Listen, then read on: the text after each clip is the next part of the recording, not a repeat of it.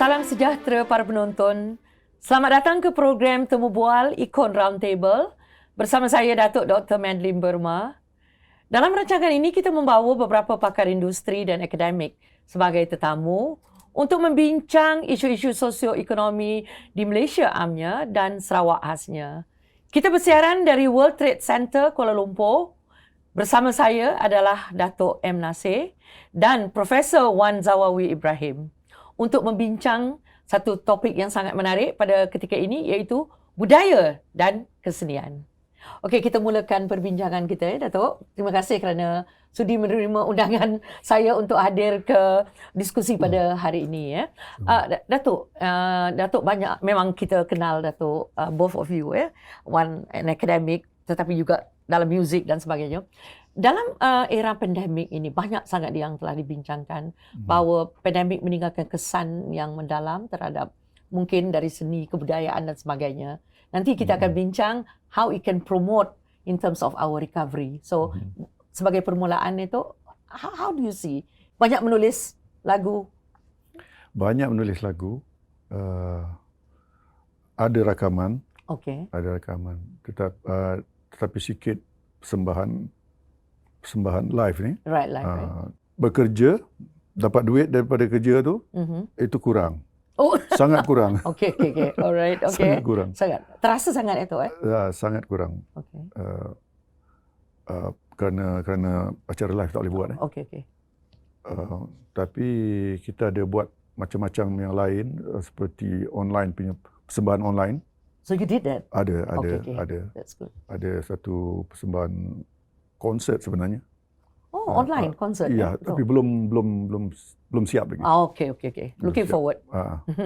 Satu lagi saya buat saya punya kerja yang asal. Okey. Iaitu melukis. Jadi saya banyak kerja. Okey. So maknanya dalam semasa PKP ini banyak banyak hasilkan kerja. Cuma caranya agak berlainan sedikit. Cara macam bagi saya tak cakap pasal orang lain, kerana saya melukis dan saya bila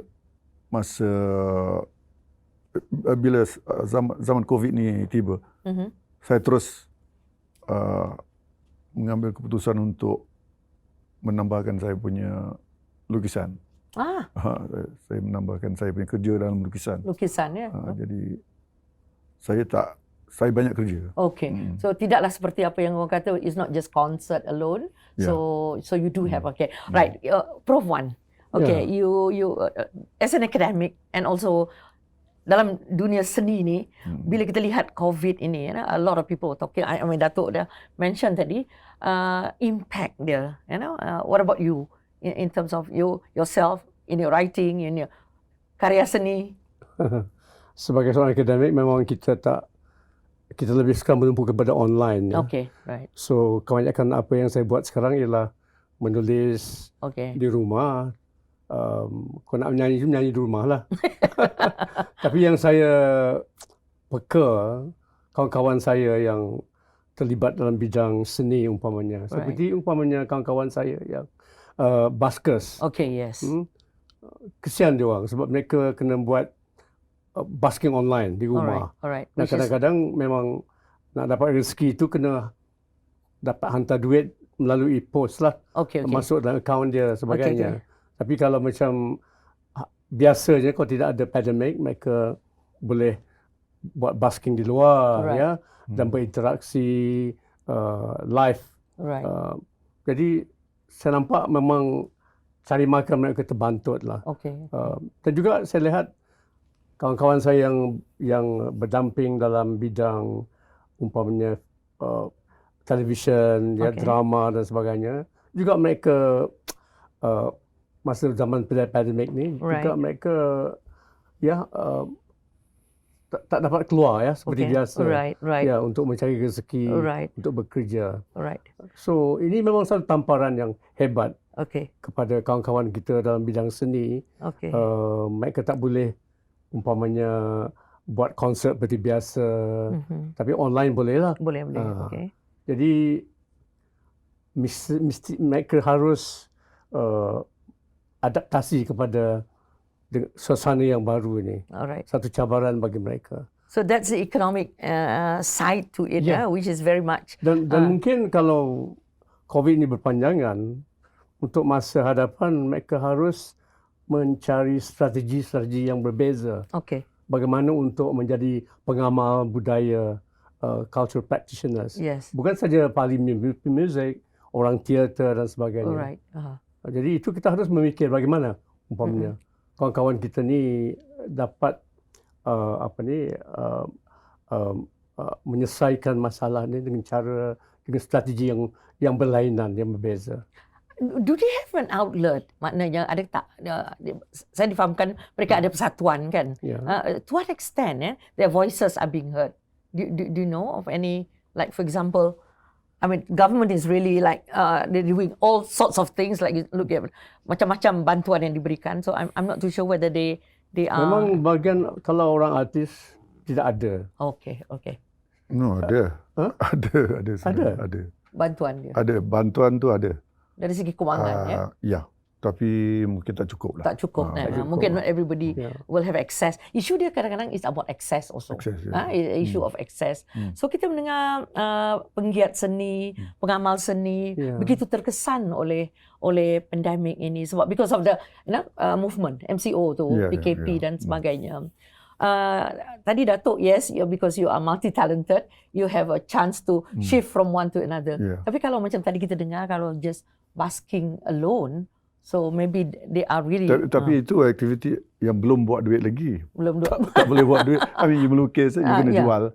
You kena jual. Okay, kalau that's very kalau melukis tu boleh buat di rumah. Boleh buat. Macam yang ni kerja memang banyak, tapi untuk buat duit, untuk cari makan tu, itu memang ada, sukar sekali itu lain lah. Itulah nanti mungkin kita akan membincangkan apakah yang mereka perlukan dan something that we can suggest to the state. I mean, I'm only looking at the state for the moment, but maybe how even the private sector apa yang boleh mereka bantu, sebab kalau kita tengok in the West, there's a lot of activities that's going on. The private sectors are supporting. Yeah. In the West, you mean America? I'm just referring to the West in general. Europe. In Europe? Yeah. Museums and. Yeah, but you have to go there. Yeah. The movement masih ada. Itu yang menjadi isu, but at least there's something. You just have to be innovative. Right now. Now you have to be very innovative. You have to go think out of the box. Right. So I think this is where creativity comes in. Kalau dulu kita ada berinteraksi, umpamanya kalau saya lihat di Eropah ada satu cara yang dibuat atas tasik. Okay. Dibuat pentas atas tasik. Right, and then di main muzik. Right, and then jadi itu ada social distancing dan sebagainya. Right.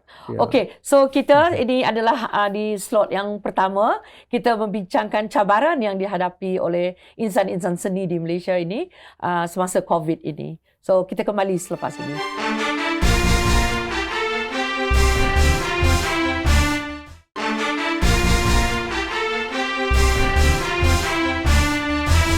Kita kembali bersama tetamu kita didatangkan khas pada hari ini untuk membincangkan isu budaya dan kesenian khususnya dalam situasi yang sangat tidak menentu sekarang, iaitu pandemik COVID-19. Datuk, tadi kita bermula dengan menceritakan tentang cabaran-cabaran yang dihadapi oleh penggiat-penggiat seni, warga-warga seni Malaysia ni. Kita walaupun tidak ramai tetapi amat terasa sekali tadi disebut pada pandangan Datuk, apakah langkah yang boleh instantly lah yang boleh difikirkan, kata kita short term je lah, yang mungkin long term tu biar difikirkan kemudian. Short term. Cara apa pun kita fikirkan dan apa yang kita buat pun kita mesti selesaikan pandemik ini. Oh, okey. Itu sangat penting Tok. Okey. Sebab persembahan bagi seniman, dia perlu mempersembahkan karya. Namalah persembahan kan. Persembahan. Okey. Jadi dan ada penonton. Ada penonton. Jadi kalau dalam macam kita sekarang menggunakan laptop, menggunakan internet dan sebagainya? Itu satu cara. Tetapi? Itu satu cara. Tetapi tidak memberi kesan yang kuat dah yang pernah kita rasa dulu seperti menonton secara live. Dan dah banyak dah dibuat secara online ni semua kan. Tetapi impact dia kurang. Impact dia kurang. Is it in terms of the money coming in? The money coming in and also and orang nak tengok, tapi bukan semua suka tengok satu persembahan di di telefon ataupun di kaca TV. Alright. So impact dia sangat berbeza Macam kita kalau kita nak menonton konsert tu, dressing kita up. Kita mesti nak rasa kesan live tu. Right. So terasa sangat Dato' terasa sangat. Prof begitu juga nak melihat sebuah lukisan. Betul. Orang suka tengok live, takkan tengok itu lain. Betul, sangat lain. Prof Wan, manusia adalah manusia yang sosial. Kita memang kita hidup secara bergaul, berinteraksi. Kalau kita membuat persembahan pun begitu juga. Biasanya kita ada audience, ada orang bertepuk tangan kalau kita menyanyi dan sebagainya. Jadi suasana itu tidak ada lagi sekarang. Dah tak ada Sebab kalau kita buat sebagai internet boleh, tetapi nampak macam mechanical. Betul. Jadi manusia sosial tu. Nak cari jalan keluar tu bagaimana? Seperti Datuk Nasir kata, we have to stop this pandemic. There's no other choice. Ini satu mesej yang cukup kuat khususnya daripada ini tadilah. Dan seni perlu berjalan. Betul. Pengamal-pengamal budaya, the cultural practitioners, whether kita bercakap tentang filem, tentang teater, tentang muzik dan sebagainya, mesti berjalan. Mesti berjalan. Tapi platformnya di mana? Sekarang ni kita mahu mencari platform yang tidak ada manusia, yang online. Jadi ini satu perkara yang agak janggal. Betul. Walaupun efektif, tetapi dari segi penerimaan, dari segi kemesraan antara penonton dan pengamal budaya tak ada lagi. Dan ini juga menuntut satu platform yang baru. Umpamanya kalau kita membuat filem umpamanya, bagaimana kita mahu menayangkan filem itu? Biasanya ada Cineplex, ada panggung wayang, pergi orang nonton. Tapi sekarang bagaimana? Umpamanya filem-filem yang baru dikeluarkan di Hollywood umpamanya, seperti James Bond, menunggu 2 tahun. Nak mencari waktu untuk ditayangkan supaya ada kemeriahan. Betul. Oscar Award yang berlaku baru ini. Betul. Nampak begitu cafe light. Memang macam kafe dia orang duduk. Jadi tak begitu glamour lagi. Glamour. Glamour dah hilang. Sebab kalau kita tahu kan biasanya kalau untuk the festival, all this film festival, the ladies will be all dressed up. Deprive. Kalau macam di Sarawak, deprive, all the dwindle down. Dwindle down, right? Okay. Kalau di Sarawak, yes, bro. Kalau di Sarawak macam Rainforest Festival. Yes, one of the big setiap tahun memang satu upacara yang amat besar membawakan muzik-muzik dunia ke Sarawak dan dari Rumah Panjang, muzik sapek dan sebagainya. Bagaimana itu? Tiap-tiap tahun benda itu berlaku. Kita buat, tapi sekarang ni bagaimana? Ini sesuatu yang amat kita kesalkan lah. Kalau ini tak boleh berlaku. Kalau bagaimana nak buat Rainforest Festival umpamanya melalui online? Tak boleh. Tanpa ada Rainforest. Buat masa sekarang untuk selesaikan masalah pandemik ini hanyalah dengan mengikut SOP. Dengan tapi yang lebih berkesan ialah vaccination. Alright. So our rollout is quite low at the moment. So itulah. Itu yang patut kita step up benda tu. Okay. So I think that is a very important point. So initially it started off bermula sebagai pandemic health issue. Then it became an economic issue, and now it encroaches into almost every aspect of our life. Now, dalam bisnes, kalau kita tadi saya ada sempat berbincang dengan orang-orang bisnes, orang ekonomi, they were so optimistic. Dia kata, out of every things like this, dia kata dalam keadaan begini, pasti ada peluang. Dia kata, dia membuka ruang baru untuk menghasilkan satu cara baru. So maybe this is where orang-orang seni dengan dunia kreatif ruang baru. Kalau ada krisis yang macam gini, mesti ada orang yang untung. Untung, ya. Ada bisnes yang untung. Tapi bagian kita memang teruk sangat Datuk. Tak boleh. Terasa. Dia tak boleh. Cuma kita kena fikirkan nanti selepas ini dalam slot kita yang seterusnya, kita kena fikirkan. You talk about thinking out of the box, but what? What is it that needs to be done? You know, what are the game changers that you need? Datuk M. Nasir berkata, we have no choice. It has to be vaccination, and reduce our issue ni lah, masalah COVID ni. So kita kembali selepas ini untuk membincangkan laluan ke hadapan, bagaimana kita keluar daripada kemelut dan kita daripada masalah yang melanda negara kita pada ketika ini.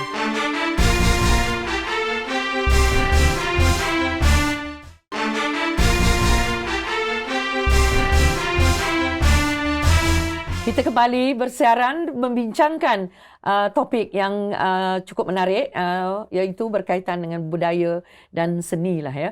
Lebih banyak lagi kita hari ini membincangkan tentang seni rather than budaya ya. Banyak yang berkata ya Datuk bahawa the new normal, iaitu norma-norma baru. Bagaimanakah kehidupan kita sebagai manusia ni, hubungan kita sesama manusia nanti besar kemungkinan akan berubah dan cara kita berinteraksi pun berubah. Bagaimana Datuk membayangkan itu? Saya melihat di masa hadapan. Teknologi akan memain peranan lebih besar daripada hari ini. Dan kita budaya akan berkisar di sekitar teknologi. So jadi para saintis sangat sukalah ni 4IR, you know, they are talking about that. Like, is that what we mean? Sudut antropologis. Sudut kalau kita lihat Prof, tadi disebut teknologi, sebab isunya sekarang ada orang yang berkata kita dah menghala ke, you know, even if you look at our syllabus, we are so dominated by the sciences, and now di norma yang baru dikatakan besar kemungkinan peranan yang dimainkan teknologi lagi lebih besar lagi apa yang ada ni. Bagaimana Prof melihat ni? Teknologi is going to dominate us. Right. Dan konsep berbudaya itu akan berubah. Berbudaya kalau secara biasanya lumrah bersosial. Okay. Budaya itu bermakna kita bersosial, berinteraksi, bahawa ada budaya. Okay. Jadi konsep budaya itu mungkin menjadi sesuatu yang lain. Berbentuk lain? Berbentuk lain. Kalau kita berinteraksi pun umpamanya online. Right. Itu cara berbudaya baru. Budaya baru ya. Kalau dari segi interaksi yang antara kita ni kecil-kecilan. Okay. Bermakna kalau dulu kita boleh ramai-ramai, sekarang kita kena kecilkan. Okay. So we have to come to term with that kind of new normal. Okay. Ya, mana benda yang besar harus dikecilkan. Benda yang ramai-ramai harus dikecilkan juga. Saya tak boleh bayang ini di rumah panjang. Kalau di rumah panjang bagaimana? Very, very difficult. Yes. Amat sukar. Right. Di kampung pun sama. Bersama, ya. Kita lihat umpamanya negara seperti India, di mana populasi begitu besar. Betul. Memang susah bagi mereka. Sebab ramai sangat manusia. Kalau kita tak ramai orang bolehlah. Okay. You know, rumah satu boleh 2-3 orang duduk aja. Betul. Ya, kalau macam di India tu memang susah. Okay. Social space tidak ada. Okay. Tapi dalam pada masa teknologi yang cepat berubah, ada pergerakan yang akan ada sikap anti teknologi. Memang ada. Ada. Jadi kalau kita tengok filem biasa filem budaya filem. teknologi selalu cita-cita yang teknologi ni menyeramkan. Ya, yang futuristik, yang menyeramkan. Sangat menyeramkan ya. Teknologi itu menyeramkan. Teknologi itu lebih negatif daripada positif. Right. Tapi ini Hollywood kot. Tapi orang tetap suka. Orang suka benda tu. Jadi saya ingat ada pergerakan ini mungkin di masa akan datang dia akan menjadi lagi besar. Really, yeah? Yeah. Is that how you look at it? So on one hand, kita kata perlunya ada teknologi because of the need. Macam umpamanya dalam muzik industri, orang sekarang dah pergi digital dan mendengar daripada handphone dia je. Tapi orang grup yang aktif nak beli rekod dengar daripada rekod pun sekarang sedang tumbuh. Betul. Masih nak teknologi lama yang mereka rasa lebih natural, lebih tak terfikir. That's interesting. Anak muda kita akan lebih senang mengadaptasi dengan suasana hidup ini. Yang sekarang ni? Yang macam kita? Macam kita ni mungkin agak lambat sikit. Ya, because kita masih memerlukan cara yang lama. Right. Ya, cara berinteraksi dan sebagainya. Tapi budak-budak yang muda-muda sekarang tak apa. Mereka boleh, they can sit down, berjam-jam, just play game with friends yang sana sini. Right. Tapi kita tak boleh. Oh yes. Jadi kitalah yang perlu beradaptasi. Ya, kita. Oh, kasihan. Dan juga konsep berkeluarga. Right. Oops. Itu juga akan berubah. Betul. Tapi kita punya jangka masa adaptasi itu tak lama lah. So kita pun nak dekat sampai kan. Mungkin anak muda kita lebih akan dapat senang menyesuaikan dengan keadaan normal baru ini. Right. Mungkin yang veteran yang lama ni mungkin susah sikit. Mereka merindu cara yang lama. Iya. Dan mungkin itulah nanti tercetusnya. Jiwa seni dia tu akan menjadi lebih kreatif. Ya, mungkin. What do you think, Datuk? Maksud macam saya cakap dalam dunia indie umpamanya, dunia indie music, indie apa semua. Mereka lebih senang dengan teknologi lama. Itu yang tadi rekod tadi. Rekod dengan CD, even CD. Yeah, CD, yes. CD pun awak dah tak ramai dah tak ada lagi kan. Yes, betul. Tapi CD, mereka masih lagi produce CDs dan mereka lagi masih dengar CDs lagi. Mereka suka benda tu. So jadi dan maknanya ada golongan tu. Betul. So it's also niche market in that sense. Niche market, tetapi baru-baru ni dia sedang tumbuh. Yes, I see. Tapi I ingat lagi when I was masa dekat overseas kan memang ramai there were collectors. Memang mencari the cover kan cantik. Bukan orang yang berumur lebih daripada 50. Tak ada. Yang muda ni. Yang muda. Okay. So that is an interesting trend nowadays. Juga I think konsep hiburan, entertainment juga perlu berubah. Berubah Akan berubah. Mesti ada satu paradigma baru. Bagaimana untuk menjanakan entertainment. Right. Bagi anak muda, bagi orang lama umpamanya. Right. Yang memenuhi cita rasa semua peringkat. Television masih ada. Okay. So dari segi itu mungkin visual entertainment masih ada. Okay. Tapi kalau entertainment yang memerlukan interaksi antara audience dan practitioner budaya macam even cara-cara lama kita macam kalau di Sarawak umpamanya najat dan sebagainya itu bagaimana? Itu perlu dibuat bersama kawan-kawan di rumah panjang. Tak boleh seorang-seorang aja. Tak boleh seorang-seorang. Okay. So some things have to change. Right. So apa yang boleh kita terima ataupun kita dengar pada hari ini bahawa banyak cabaran dalam kalau kita lihat perbincangan atau kalau kita dengar perbincangan pada hari ini memang cabarannya cukup besar, tetapi ada ruang masih ada ruang untuk mencari pembaharuan, untuk membawa pembaharuan dalam norma baru ini.